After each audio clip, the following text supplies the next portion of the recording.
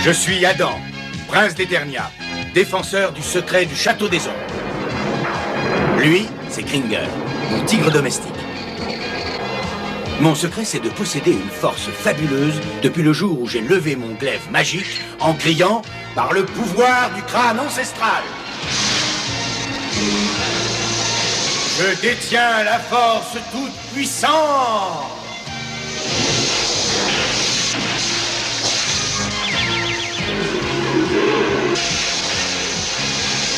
Kringer se transforme alors en tigre de combat. Et moi, je deviens Musclor, l'homme le plus fort qui ait existé jusqu'ici. Les seuls à connaître mon secret sont la sorcière, le maître d'armes et Orko. Ils m'aident tous les trois à défendre le château des ombres contre les forces du mal.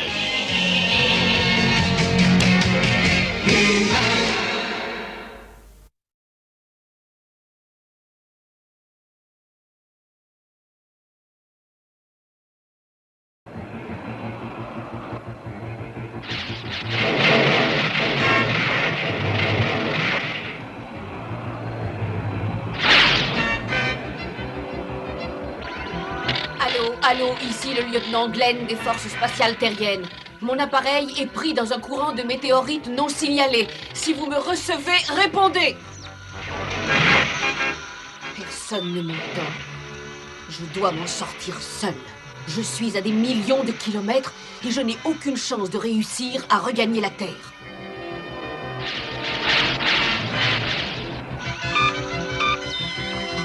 Mon radar indique une petite planète droit devant. Je crois que c'est ma seule chance, alors je vais croiser les doigts et essayer de m'y poser sans trop de casse.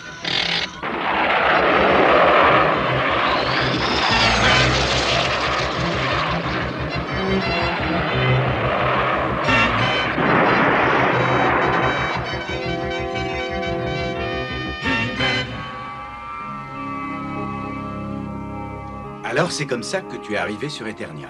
Mais oui, et grâce à ce projecteur de souvenirs, j'ai la possibilité de revivre cette scène. En tout cas, tu étais un fameux pilote. C'est exact. Mais il y a très longtemps et j'ai tout oublié. Dis-moi, c'était comment la Terre? Je pense que tu trouverais ça légèrement ennuyeux. On n'y rencontre ni tigres verts, ni créatures monstrueuses. Pourtant, c'est une planète magnifique, peuplée de gens merveilleux. On dirait que ça te manque, non? Oui, quelquefois j'y pense un peu. Mais mon vrai chez-moi est ici, sur Eternia, avec toi et ton père. Et je ne partirai d'ici pour aucune raison. Excuse-moi de te déranger, Oren, mais je venais parler à Adam. Oui, entre, il est là. On se verra tout à l'heure.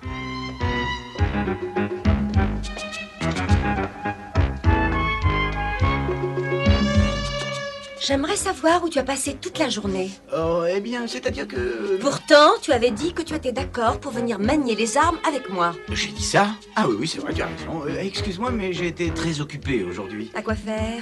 Je crois que nous allons très bientôt le savoir. Non, mais qu'est-ce que tu fais?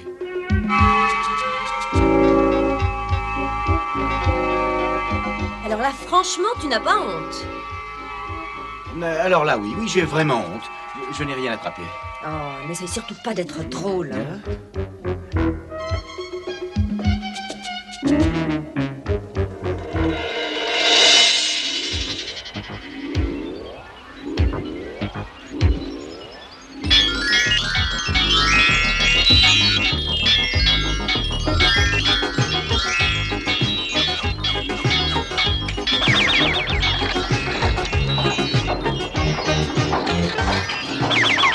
Je crois que c'est presque terminé. Quand ils verront ça, ils seront fous de joie.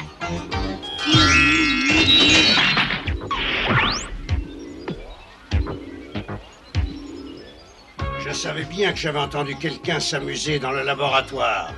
Ah, mais je ne m'amuse pas, je fabriquais une petite surprise pour le roi et la reine. Il me semble que ta dernière surprise avait failli réduire le palais en cendres. Qu'est-ce que tu as fait cette fois? Oh, c'est quelque chose d'inoffensif.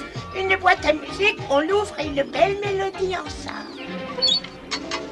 Oh! Où as-tu pris tout ce matériel? Dans cette caisse là-bas? Pourquoi? C'est là que je mets tous mes explosifs. Attention, ça va sauter d'un instant à l'autre. Bon, ben, je vous laisse.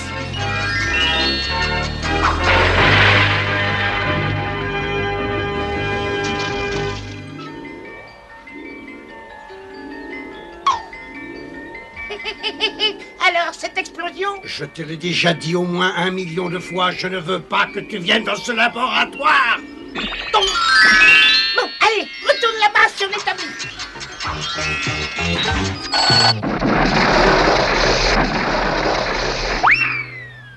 Mais qu'est-ce qu'il a encore fait? Des sottises, tu le connais. Il finira par détruire le château un jour avec l'une de ses inventions.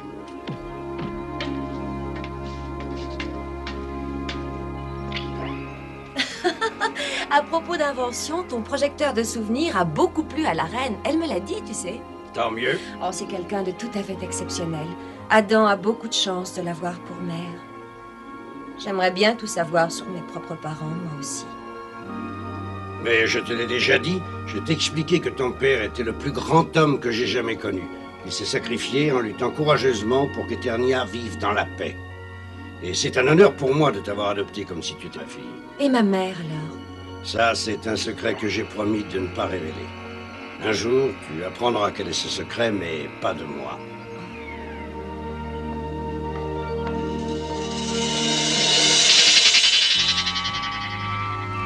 Même quand j'étais une toute petite fille, je n'ai jamais rencontré ma mère. Mes seuls souvenirs concernent le maître d'armes qui a toujours été là pour veiller sur moi. C'est lui qui m'a élevée, qui m'a enseigné l'adresse et l'habileté d'un guerrier, et les bonnes manières qui règnent à la cour.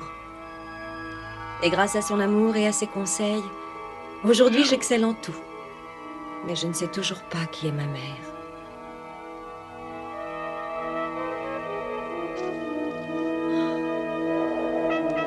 Qu'est-ce qui ne va pas? Si quelqu'un t'a fait de la peine, dis-le-moi. Oh non, j'essayais de rassembler tous les souvenirs de ma petite enfance. Ah oui, et ce sont des mauvais souvenirs? Oh, c'est pire que ça. Je n'en ai pas du tout. Si seulement je savais ce qui s'est passé avant ma naissance. Mais j'y pense, je n'ai qu'à aller interroger l'oracle dans la mer de cristal. L'oracle? Mais non, t'es folle. Non, arrête, c'est trop dangereux. Oui, je le sais, Orko, mais j'en cours le risque. Mais la caverne de l'oracle est entourée de toutes sortes de monstres. Tu ne réussiras jamais toute seule. Je dois essayer. Et surtout, Orko, je te demande de ne pas dire que je vais là-bas. Mais c'est dans la mer de cristal. Oui, je le sais, mais je veux découvrir la vérité. Est-ce que tu comprends ça?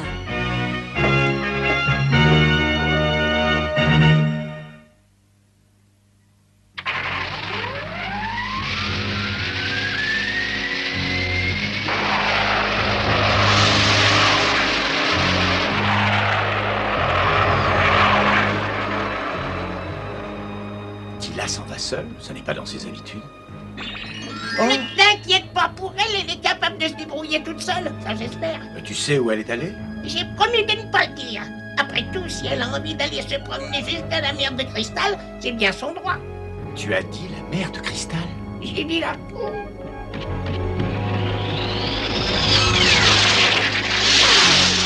Mais enfin, tu aurais dû l'empêcher d'aller là-bas. J'ai essayé, elle n'a pas écouté. Gringer, vite, il faut qu'on rattrape Tila. Oh non, non, ne me dis pas que je vais encore me transformer en ce tigre de combat ridicule. Cache ton enthousiasme. Nous n'avons pas une seconde de plus à attendre. Par le pouvoir du crâne ancestral.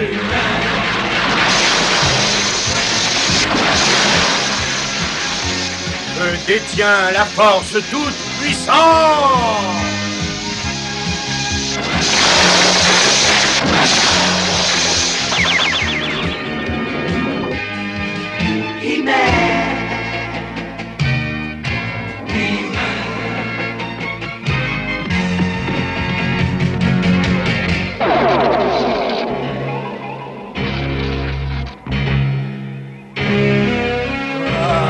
Regarde ça, c'est très intéressant. Il me semble bien que c'est Tila qui ose s'aventurer toute seule. Qu'est-ce qu'elle va faire sur ton territoire? Je n'en ai pas la moindre idée, mais crois-moi, je vais m'occuper d'elle. Il y a des années de cela, celui qui l'a élevée, le maître d'armes, est venu secourir la victime que j'avais choisie pour offrir en sacrifice aux démons des océans. Voici l'heure de la vengeance. Bien, alors occupe-toi d'elle.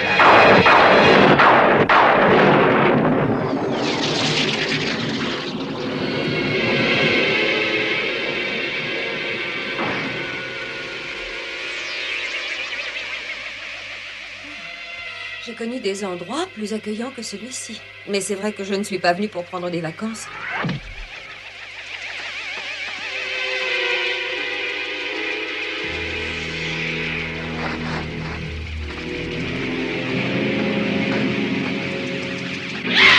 Oh, ça y est, c'est ce que je craignais. J'aurais certainement à lutter pour atteindre l'oracle.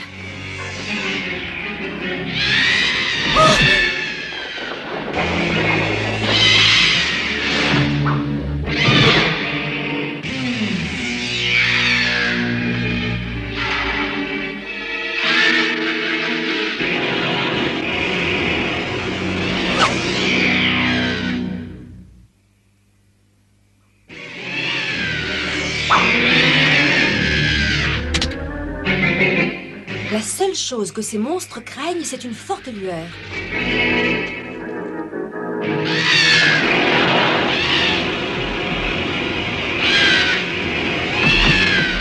Et voilà, après ça, je serai tranquille.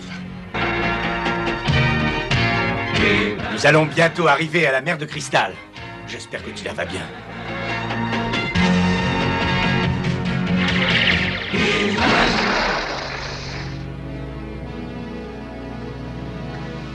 C'est ici. L'oracle est dans cette caverne.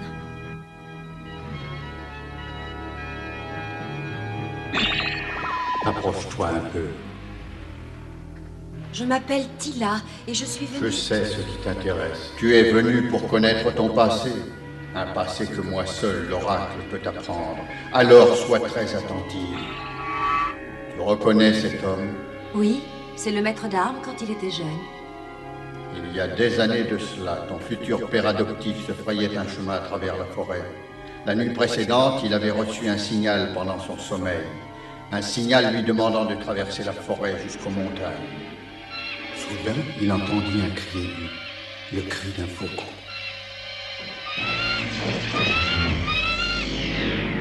Océanor et ses hommes poissons s'approchaient du nid de Zohar le faucon pour le capturer.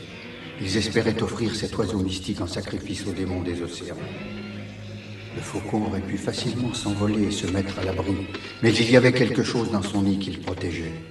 Et il était prêt à donner sa vie pour le défendre.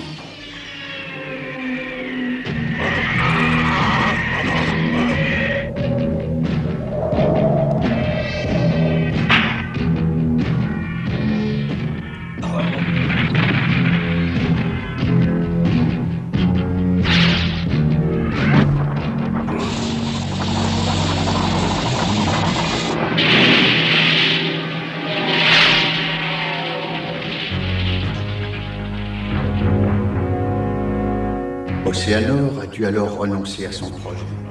Mais il a juré de se venger un jour de ce jeune soldat. Quand il atteignit enfin le nid, le soldat vit alors... Mais continue, ne t'arrête pas. Je vois une présence maléfique. Elle approche par ici. Prends garde à toi, Tila. Prends garde à toi. Les hommes poissons.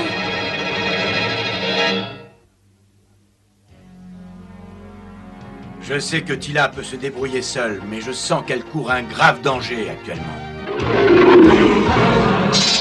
Alors, après toutes ces longues années, la fille de mon vieil ennemi, le maître d'armes, est finalement devenue ma prisonnière. Si c'est une revanche que tu veux, face de crapaud, coupe mes liens. Mais je sais que tu n'auras pas le courage de te battre avec moi. Je ne ferai qu'une bouchée de toi, mais j'ai un autre projet pour toi, un projet beaucoup plus intéressant. Tu seras contente, ta faim servira à quelque chose.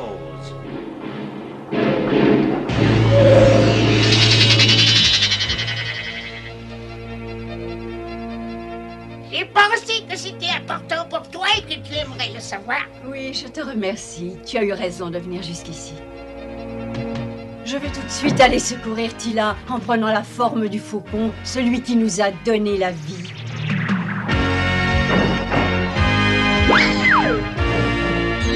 Ça alors, c'est ce qu'on appelle partir en coup de vent. Tila! Non, reste tranquille. Tu devrais savoir que l'oracle ne nous veut aucun mal. Dépêche-toi d'aller aider Tila, elle court un grave danger. Les hommes poissons l'ont capturée et emmenée.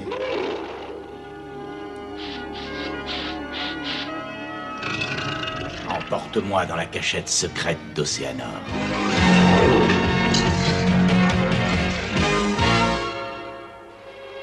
Tous les 20 ans, les étoiles sacrées se trouvent dans un alignement parfait. C'est seulement à ce moment que Bakul peut être appelé au plus profond des océans où il se cache. Et ceci grâce à cette perle, cette splendide perle rouge. Mais qui est donc ce Bakul, Océanor? Et qu'est-ce que tu veux faire de moi? Celui qui détient la perle rouge détient aussi le pouvoir de commander Bakul, le plus puissant des démons des océans. Mais Bakul demande un sacrifice en échange de ses services. Il y a 20 ans de cela, ton père adoptif a secouru la victime que j'avais alors choisie. Par un clin d'œil du destin, c'est toi aujourd'hui qui prends sa place. Bon, assez perdu de temps avec toi. Mais ne sois pas si pressé. Il est déjà là. Fermez vite la porte, vous autres. J'ai encore besoin d'un peu de temps, alors ne le laissez pas entrer. Ô tout-puissant Bakul, écoute bien mes paroles. Quitte ton repère du fond des eaux et viens obéir au détenteur de la perle rouge.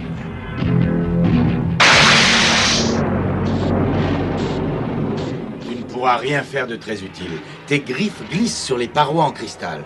Oui, il vaut mieux employer la force. Oui, c'est ce que j'avais bien l'intention de faire.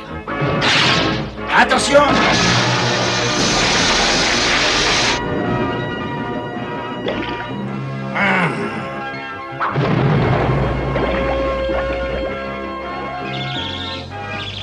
Les gens pourraient quand même ramasser leurs ordures.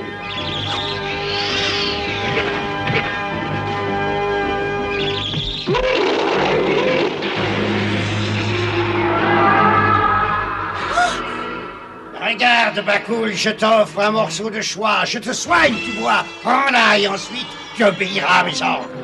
Laisse-la! Tila, prends mon glaive! N'approche pas, toi le monstre! Aussi longtemps qu'Océanor possédera la perle rouge, nous n'aurons aucune chance, il sera invincible. Vas-y, écrase-les tous les deux. Et obéis à ton maître, fais ce que j'ordonne.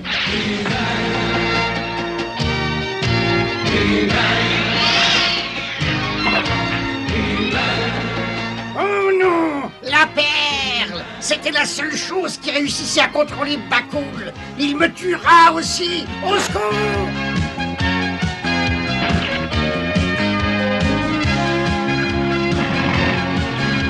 Au secours! À moi! J'ai beaucoup trop bon cœur, je le sais, mais tant pis. Va-t'en de là! Merci de m'avoir sauvé, espèce de grand dadais. Mais maintenant, essaie donc de te sauver toi-même. Adieu!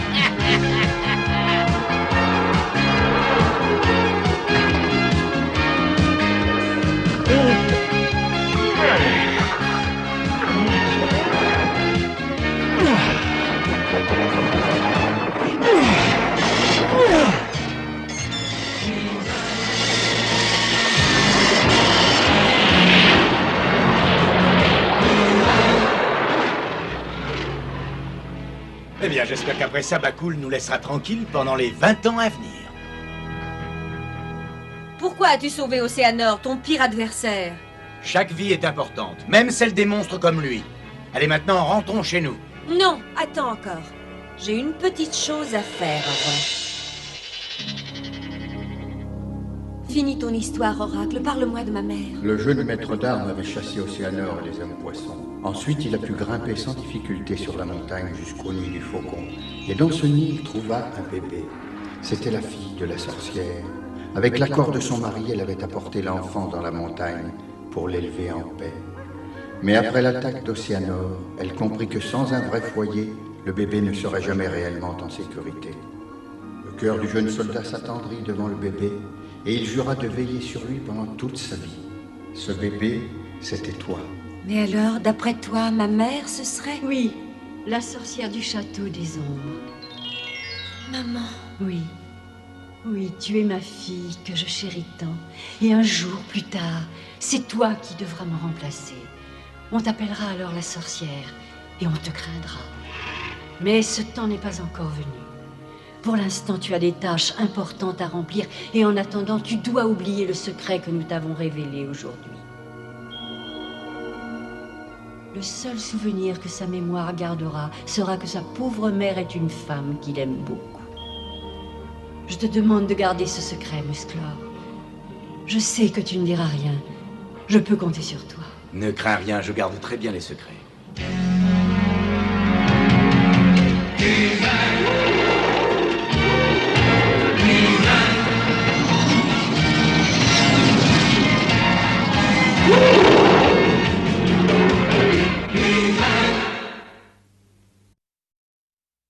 In today's story, I went in search of my mother. I found her, but I also found something else.